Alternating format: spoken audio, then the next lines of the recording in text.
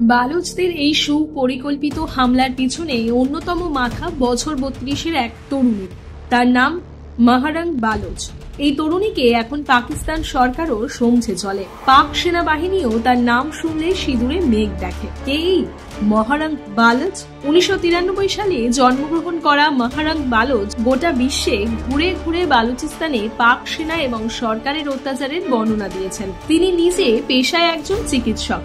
বালোচ ইয়াকজেথি কমিটির নেত্রীও মাহারাং বালোচ। বালুচিস্তানে পাক নিরাপত্তা বাহিনীর হত্যা লীলারও নিন্দা শোনা যায় তার মুখে।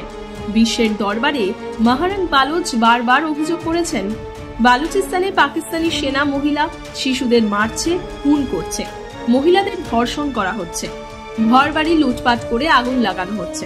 বালুচিস্তানের বাসিন্দাদের গুম করার প্রতিবাদে 2022-এ ইসলামাবাদে একটি বড়সড় জমায়েত এবং মিছিলের ডাক দিয়েছিলেন মাহারাং।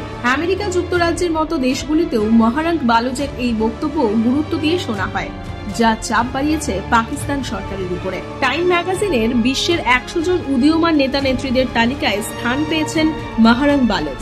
বিবিসির 100 জন প্রভাবশালী মহিলার তালিকাতেও জায়গা করে নিয়েছেন তিনি। তবে এই মুহূর্তে অবশ্য জেলবন্দী রয়েছেন মাহারাং বালোচ। বালুচিস্তান প্রদেশ থেকে একের পর এক নিরপরাধ মানুষকে গুম করার প্রতিবাদে সরব হন মাহারাং বালোচ।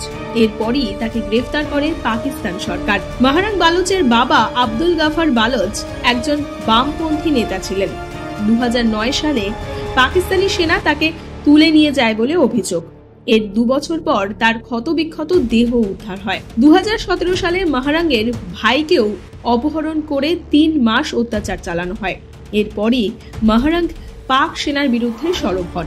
খুব অল্প সময়ের মধ্যে বালুচিস্তান বিদ্রোহীদের মুখ হয়ে ওঠেন এই তরুণী। মাহারাং বালোচের জন্য বালুচিস্তানের বাসিন্দারা জীবন দিতে তৈরি, আর সেই জন্যই তাকে বালুচিস্তানের বাঘিনী বলা হয়। তার গতিবিধিও নিয়ন্ত্রণ করার চেষ্টা করেছে পাকিস্তান সরকার। বহুবার খুনের হুমকি পেয়েছেন তিনি, কিন্তু তাতেও কাজের কাজ হয়নি। দমেননি মাহারাং, বরং তার জনপ্রিয়তা আরো বেড়েছে। মাহারাং এর পরিবারের অভিযোগ, জেলে গিয়ে মাহারাং এর সঙ্গে তাদের দেখা করতে দেওয়া হচ্ছে না।